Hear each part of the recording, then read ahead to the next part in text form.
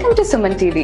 విద్యారంగంలో అపారమైన అనుభవం మరియు ఎంతో మంది స్టూడెంట్స్ కి వారు గైడెన్స్ ఇచ్చి వాళ్ళ కెరియర్ ని తీర్చిదిద్దిన మేనేజింగ్ ఎక్స్పర్ట్ మన access career counsellors managing director CS Sharma గారు మనతో ఉన్నారు. హాయ్ అండి. నమస్తే. చాలా సంవత్సరాల నుంచి సక్సెస్ఫుల్ గా ఈ యాక్సెస్ కెరియర్ కౌన్సిలర్స్ అనేది రన్ అవుతుంది మన వైజాగ్ లో. సో ఇది స్టార్ట్ చేయడానికి మీ మెయిన్ మోటో ఏంటి? ఓకే, అంటే జనరల్ గా ఏంటంటే స్టూడెంట్స్ కి వాళ్ళ కెరీర్ పరంగా డెసిషన్ తీసుకుందామంటే ఏం చదువుదాము, ఎలా చదువుదాము, ఎక్కడికి వెళ్తే బాగుంటుంది అనేది వాళ్ళకి అంత పెద్ద అవేర్నెస్ ఉండదు దాని మీద.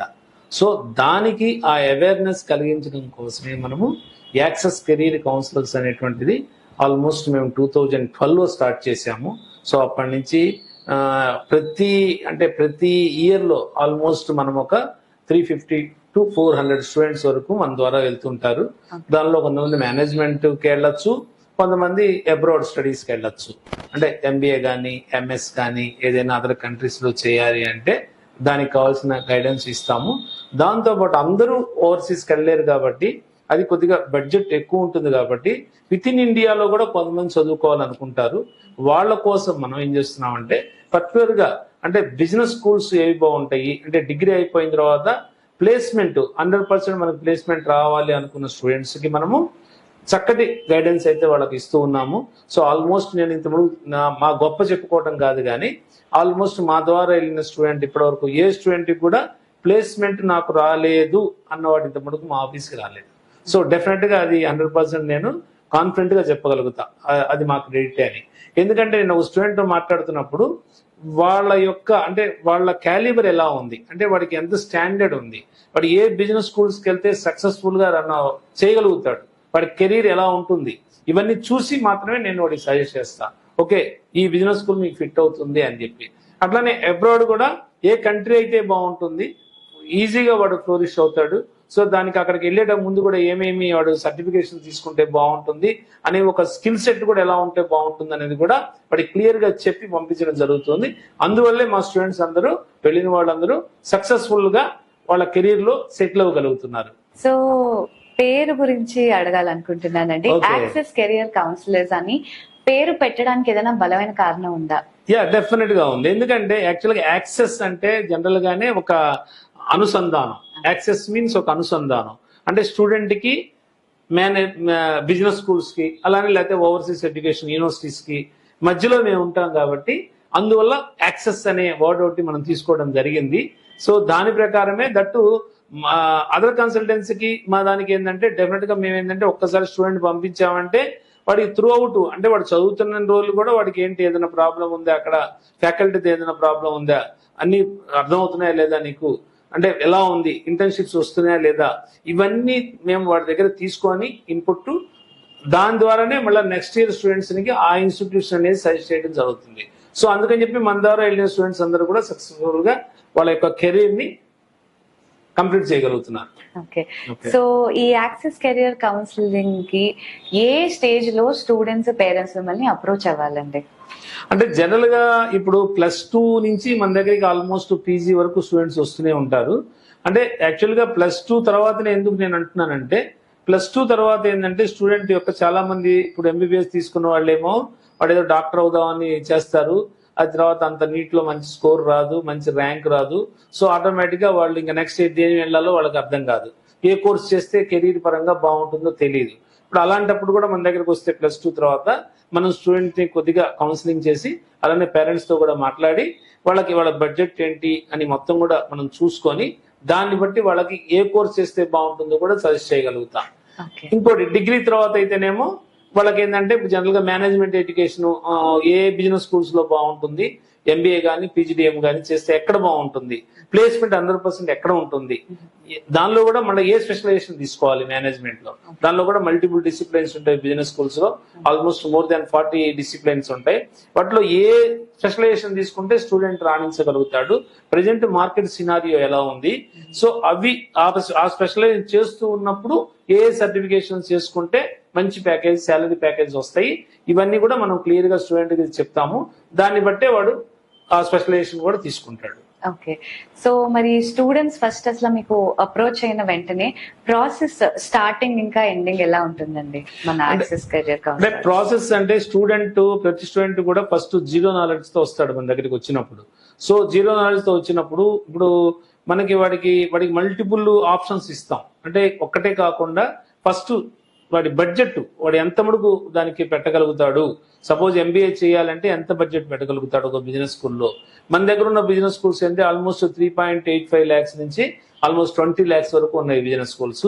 సో దాన్ని బట్టి వాళ్ళ పేరెంట్ ఇన్కమ్ ని బట్టి వాడికి లోన్ సోర్స్ వస్తుందా లేదా, సో లోన్ కూడా ఎలా వస్తుంది, ఇదంతా చెప్పిన తర్వాత వాడు చదివింది బీకామ్ చదివాడా, బీఎస్సీ చదివాడా, లేదా బీటెక్ చదివాడా, వాడు ఏం చదివాడు, అక్కడ ఏ స్పెషలైజేషన్ తీసుకున్నాడు, నెక్స్ట్ ఏ స్పెషలైజేషన్ తీసుకుంటే బాగుంటుంది కెరియర్ పరంగా, ఇదంతా కూడా క్లియర్ గా కౌన్సిలింగ్ చేసి దాన్ని బట్టి మనం సజెస్ట్ చేయగలుగుతాము. దాంతోపాటు ఫస్ట్ ఎంటర్ అవుతున్నప్పుడు కూడా కోర్సులో ఏంటంటే దానికి అప్లికేషన్ ప్రాసెస్ ఉంటుంది. అంటే నేను యాక్చువల్గా ఐమా లైఫ్ మెంబర్ని కాబట్టి నాకు కొంత అడ్వాంటేజ్ కూడా ఉంది. సో మేము స్టూడెంట్స్ కూడా కొంత ఏం చేస్తామంటే అప్లికేషన్ ఫీజెస్ లో కూడా 50% వరకు వేవర్ ఇస్తాం వాళ్ళకి. అంటే సపోజ్ అప్లికేషన్ ఫీజు ఒక 2000 ఉందనుకోండి, మన ద్వారా వెళ్తే 1000 రూపీసే పడుతుంది వాళ్ళకి. సో ఇలాంటి బెనిఫిట్స్ అన్ని కూడా స్టూడెంట్ కి ఇస్తాం మేము. ఫైనల్ గా ఏంటంటే వాడు ఇంటర్వ్యూ కూడా ఉంటుంది. నెక్స్ట్ అప్లికేషన్ పెట్టిన తర్వాత వాళ్ళకి నెక్స్ట్ ఇంటర్వ్యూ ఎలా ఫేస్ చేయాలి. ఇంటర్వ్యూ చాలా మంది స్టూడెంట్స్ ఏంటంటే ముందు అసలు ఇంటర్వ్యూ ఫేస్ చేయాలంటేనే వాడు నర్వస్ ఫీల్ అవుతూ ఉంటాడు. సో దానికి మనం తగ్గట్టుగా ఏంటంటే కొన్ని మాక్ ఇంటర్వ్యూస్ చేయించడం, మేమే వాడికి ఇంటర్వ్యూస్ చేయటము, వాడు ఎక్కడున్నాడో తెలుసుకోవడం, సో ఏ ఇన్స్టిట్యూషన్స్ వాడు ఫిట్ అవుతాడు ఫస్ట్. సో ఇవన్నీ కూడా వాడికి కొంత ఎక్సర్సైజ్ చేసిన తర్వాత అప్పుడు మన అప్లికేషన్ వాడికి ప్రాసెస్ చేయడం జరుగుతుంది. ప్రాసెస్ చేసిన తర్వాత అక్కడ నుంచి ఆఫర్ లెటర్ వస్తుంది. ఆఫర్ లెటర్ వచ్చిన తర్వాత వాడు ముందు కొంత టోకెన్ అమౌంట్ అయితే పే చేయాలి. 50,000 60,000 ఉంటుంది. అది పే చేసిన తర్వాత సీట్ అనేది కన్ఫర్మ్ అవుతుంది. తర్వాత అకాడమిక్ ఇయర్ స్టార్ట్ అయిపోగానే ఫస్ట్ ఇన్స్టాల్మెంట్ ఎంత కట్టాలి, సెకండ్ ఇన్స్టాల్మెంట్ ఎంత కట్టాలి, ఇవన్నీ ఉంటాయి. ఒకటి వాడు బ్యాంక్ లోన్కి వెళ్తే బ్యాంకే ఆటోమేటిక్ ఆ ఫీజు అంతా వాళ్ళకి పే చేస్తుంది. తర్వాత వీడు ఈఎంఐ ద్వారా ఆ అమౌంట్ పే చేసుకుంటారు. సో ఈ ప్రాసెస్ అంతా ముందే వాళ్ళకి మొత్తం ఎక్స్ప్లెయిన్ చేస్తాము. చేసిన తర్వాత వాడు ఆటోమేటిక్ గా ఇంకా ఏ ఇన్స్టిట్యూషన్ కి వెళ్ళాలనుకున్నాడో ఆ ఇన్స్టిట్యూషన్ లో వాడు అమౌంట్ పే చేస్తాడు. ఓకే. సో మరి ఈ యాక్సెస్ కెరియర్ కౌన్సిలర్స్ కి వచ్చిన స్టూడెంట్స్ ఎవరైతే ఉంటారో వాళ్ళ అకాడమిక్ ని కన్సిడర్ చేసే మీరు కౌన్సిలింగ్ చేస్తారా, లేకపోతే వాళ్ళ ఇష్టాల బట్టి కూడా ఏమైనా డెసిషన్స్ మార్చడం అనేది జరుగుతుందా మీ ద్వారా? అంటే డెఫినెట్ గా, అంటే ఇప్పుడు స్టూడెంట్ అనే వాళ్ళు ఎలా ఉంటారంటే వాడి స్టాండర్డ్, వాడికి అంత పర్ఫార్మెన్స్ లేకపోయినా సరే వాడికి టాప్ ఇన్స్టిట్యూట్ లో జాయిన్ అవ్వాలనుకుంటాడు.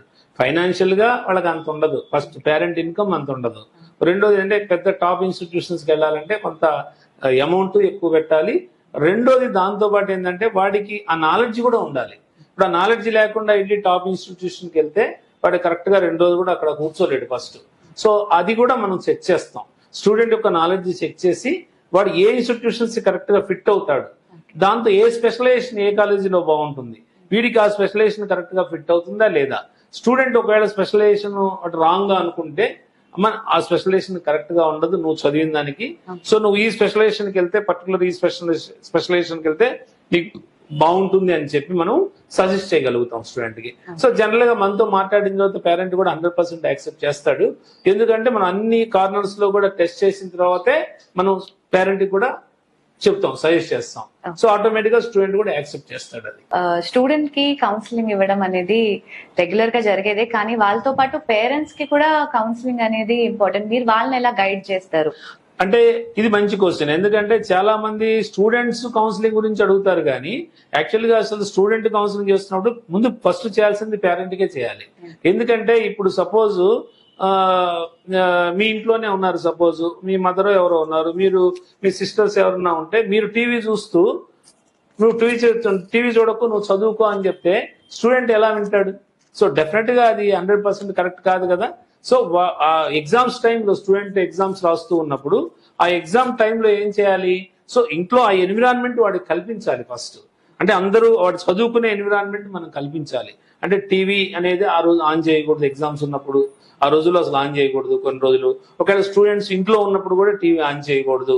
ఇలాంటివన్నీ కూడా అంటే పెద్దగా మాట్లాడుకోవడం అనేది ఇలాంటివన్నీ కూడా చేయకూడదు. ఎందుకంటే వాడు ఎగ్జామ్స్ మూడ్ లో ఉన్నప్పుడు ఇవన్నీ కూడా కొద్దిగా డిస్టర్బ్ అవుతాయి. సో ఇంట్లో వాళ్ళు కూడా దాన్ని కోఆపరేట్ చేయాలి కదా. సో కోఆపరేట్ చేస్తేనే కదా వాడు సక్సెస్ఫుల్ గా రాయగలుగుతాడు ఎగ్జామ్స్. సో ఇవన్నీ కూడా మనం పేరెంట్ కూడా చెప్పగలుగుతాం. నేనైతే యాక్చువల్ గా నేను ఎక్స్పీరియన్స్ లో శ్రీ చైతన్య దగ్గర నుంచి ఉంది నా ఎక్స్పీరియన్స్. సో నేను ఏ స్టూడెంట్ అయినా సడన్ గా పర్ఫార్మెన్స్ తగ్గిపోతే ఆ రోజుల్లో నేను వర్క్ చేసే రోజుల్లో స్టూడెంట్ పర్ఫార్మెన్స్ సడన్ గా తగ్గిపోతే వాళ్ళ ఇంటికి వెళ్ళిన రోజులు కూడా ఉన్నాయి. అంటే స్టూడెంట్ ఇంటికి వెళ్ళి ఏంటి మీ అబ్బాయి ఇలా సడన్ గా పర్ఫార్మెన్స్ తగ్గిపోయింది, వాట్ ఈస్ ద రీజన్ అని చెప్తే సో ఇలాంటి ఇవన్నీ బయటపడేవి. అంటే వాళ్ళు టీవీ పెట్టుకోవటము, వాడు ఉండేదే ఒక 2 గదుల ఇల్లు, వాడు చిన్న కిచెన్ హాలు ఉంటే వాడు ఎక్కడ చదువుకుంటాడు టీవీ పెట్టుకుంటే. సో దానివల్ల పర్ఫార్మెన్స్ పడిపోయింది. అప్పుడు వాళ్ళ ఇంట్లో పేరెంట్స్ కి నేను చెప్పిన రోజులు కూడా ఉన్నాయి. సో మీరు ఇలా చేస్తున్నారమ్మా, this is not the way. ఎందుకంటే వాడి కెరీర్ పరంగా వాడికి మీరు కోఆపరేట్ చేయాలి, కానీ ఇలాగ డిస్టర్బ్ చేస్తే ఎలాగ వాడు రాణిస్తాడు వాడి కెరీర్ పరంగా అని చెప్పి నేను చెప్పిన రోజులు కూడా ఉన్నాయి. సో తర్వాత వాడు సెటరేట్ చేసుకొని మంచిగా వాడు మంచి పొజిషన్స్ కూడా ఇప్పుడు వెళ్ళారు చాలా మంది స్టూడెంట్స్. ఇది నా కౌన్సిలింగ్ అయితే ఈ రకంగానే ఉంటుంది పేరెంట్స్ కి. అలానే ఇప్పుడు ఇంటర్వ్యూ చూస్తున్న వాళ్ళకి చాలా మందికి ఒక డౌట్ ఉంటుంది, అదేంటి అంటే డైరెక్ట్ గా మేము వెళ్ళి కాలేజెస్ ని అప్రోచ్ అవ్వచ్చు కదా, why through access career counsellors అని, దానికి మీ సమాధానం? కరెక్ట్. అది ఎందుకంటే డైరెక్ట్ గా వెళ్ళొచ్చు స్టూడెంట్. మనం సపోజ్ ఇప్పుడు అదర్ కంట్రీస్ కూడా మనం డైరెక్ట్ గా అప్లై చేసుకోవచ్చు యూనివర్సిటీస్ కి. అట్లానే ఇక్కడ ఉన్న లోకల్ గా బిజినెస్ స్కూల్స్ కూడా మనం డైరెక్ట్ గా అప్లై చేసుకోవచ్చు. కాకపోతే ఏంటంటే మనకి ఎక్కడ ఇబ్బంది వస్తుందంటే డైరెక్ట్ గా అప్లై చేసుకున్నప్పుడు మీకు ఫస్ట్ ఏంటంటే ఏదో గూగుల్లోనో లేకపోతే ఫేస్బుక్ లోనో ఎక్కడో చూసుకొని మనం చేయటం తప్ప దాని గురించి మనకు తెలియదు. ఫస్ట్ వాడు అది చూసుకొని ఆడ అద్భుతంగా ఏదో బిల్డింగ్స్ చూసేసి టక్ మన అప్లై చేస్తాడు, వెళ్ళిపోతాడు. సో తర్వాత అక్కడ బాగుండపోయినా వాడు ఫీజు కట్టేస్తాడు, తర్వాత అవి రిటర్న్ కూడా రావు అమౌంట్, చాలా ఇబ్బందులు పడతాడు. అదొకటి ప్రాబ్లం. రెండో ప్రాబ్లం ఏంటంటే ఒక్కొక్కసారి మనం అప్లై చేస్తున్నప్పుడే అప్లికేషన్ అమౌంట్స్ 2000, 3000 ఇలా ఉంటాయి. సో అప్లై చేస్తున్నప్పుడే ఒక్కసారి పేమెంట్ వెళ్ళదు వాళ్ళకి. సో వీడేమనుకుంటా అంటే వెళ్ళింది అనుకుంటాడు. సో దానికి ఆ ప్రాసెస్ కూడా అవ్వదు అప్లికేషన్. అలాంటప్పుడు మనం ఉన్నాం అనుకో, మనం చేస్తే డైరెక్ట్ కాలేజీ వాళ్ళతో మాట్లాడతాము, ఆల్రెడీ పేమెంట్ చేసాము, మీకు వచ్చింది అది చెక్ చేయమని చెప్తాము. ఒకవేళ ఏదైనా సర్వర్ డౌన్ అలాంటప్పుడు ఉన్నప్పుడు కూడా మనం హెల్ప్ చేస్తాము. ఫస్ట్ ఏంటంటే అసలు స్టూడెంట్ కి గైడెన్స్ ఉండదు కదా డైరెక్ట్ గా అప్లై చేస్తే. వాడు అసలు ఏ స్పెషలైజేషన్ తీసుకోవాలి, దాదాపు మోర్ దాన్ 40 డిసిప్లిన్స్ ఉంటాయి మేనేజ్మెంట్ దీనిలో అయితే, ఎంబీఏ కానీ పీజీడీఎంలో. సో వాడికి దాని గురించి అవగాహన ఉండదు. ఫస్ట్ పాయింట్, ఆ కాలేజీ వాళ్ళు చెప్పిందే తప్ప వాడికి ఏమీ తెలీదు. మన దగ్గరకు వస్తే ఏంటి, ఆల్రెడీ చదువుతున్న స్టూడెంట్స్ ఉంటారు మన దగ్గర. ఆ పర్టికులర్ బిజినెస్ స్కూల్లో స్టూడెంట్స్ చదువుతున్న వాళ్ళు ఉంటారు. అవసరమైతే వాళ్ళ నెంబర్లు ఇస్తాం వాళ్ళకి, మీరు వాళ్ళ దగ్గర ఫీడ్బ్యాక్ తీసుకోండి. ఎలా ఉందో కాలేజ్ చెప్తారు, ఎంతమంది ప్లేస్మెంట్స్ వచ్చినాయో చెప్తారు, వాళ్ళకి ఏ ప్యాకేజెస్ వచ్చినాయో చెప్తారు, అక్కడ ఏ స్పెషలైజేషన్ బాగుందో చెప్తారు. ఇవన్నీ వాళ్ళకి తెలుస్తాయి. అదే డైరెక్ట్ గా వెళ్తే అవేం తెలియవు కదా వాడికి. తర్వాత అమౌంట్ కట్టిన తర్వాత ఈ రోజుల్లో ఎలా ఉందో అందరికి తెలుసు. వన్స్ డబ్బులు కొట్టిన తర్వాత అవి రిటర్న్ రావాలంటే చాలా కష్టం. సో ఇదంతా కూడా గైడెన్స్ ఉంటుంది మనకి. దట్టు మనం ఏం చేస్తాం, అదర్ కన్సల్టెన్సీకి వెళ్తే ఏంటంటే ఆ పర్టికులర్ వాడు ఏ బిజినెస్ స్కూల్ కి పంపించాలనుకున్నాడో లేకపోతే ఏ కాలేజ్ పంపించాలనుకున్నాడో ఆ కాలేజీకి పంపించేస్తాడు. మన దగ్గర అట్లా ఉండదు కదా. మనం వాడికి ఆప్షన్స్ ఇస్తాం. అంటే సపోజ్ వాడు బెంగళూరు వెళ్ళాలనుకున్నాడు అనుకోండి, బెంగళూరులో ఒక 3 to 4 కాలేజెస్ అప్లై చేస్తాం వాడికి. ఆ 3 to 4 కాలేజెస్ అవసరమైతే వెళ్ళి చూసుకుంటాడు. చూసుకున్న తర్వాత మనం ఆల్రెడీ అక్కడ చదువుతున్న స్టూడెంట్స్ నెంబర్స్ అవి ఇస్తాం. వాళ్ళందరితో మాట్లాడుకుంటాడు, వెళ్ళి అక్కడ ఫ్యాకల్టీతో మాట్లాడుకుంటాడు. 100% సాటిస్ఫై అయితేనే అక్కడ జాయిన్ అవుతాడు. లేదు అక్కడ అది నచ్చపోతే నెక్స్ట్ మనం హైదరాబాద్, బెంగళూరు, ముంబై, పూణే అన్ని చోట్ల చూస్తాం కాబట్టి అది కాకపోతే ఇంకో లొకేషన్ అయినా వాడికి చెప్తాము. సో వాడు ఎక్కడైతే ఏ లొకేషన్కి వెళ్ళాలనుకున్నాడో అక్కడ మల్టిపుల్ ఇన్స్టిట్యూషన్స్, సో వాడి బడ్జెట్ కు తగ్గ ఫీ స్ట్రక్చర్ ఉన్నది మనం చెప్తాం కాబట్టి ఆటోమేటిక్ గా అది అడ్వాంటేజ్ అవుతుంది. లేదు అంటే ఏదో వెళ్ళిపోతాడు, వస్తాడు, తర్వాత ప్లేస్మెంట్స్ రావు, ఇవన్నీ ఇబ్బంది అవుతాయి. ఇంకా మెయిన్ రీజన్ ఏంటంటే మనల్ని అప్రోచ్ అవడానికి, సపోజ్ మాకు ఉన్న హోల్డ్ ఏంటంటే ఇన్స్టిట్యూషన్స్ లో ఇప్పుడు డైరెక్ట్ గా స్టూడెంట్ కాలేజ్కి వెళ్ళాడు అనుకోండి, వాడి సపోజ్ ఫైనాన్షియల్ మేనేజ్మెంట్ అర్థం కావట్లేదు.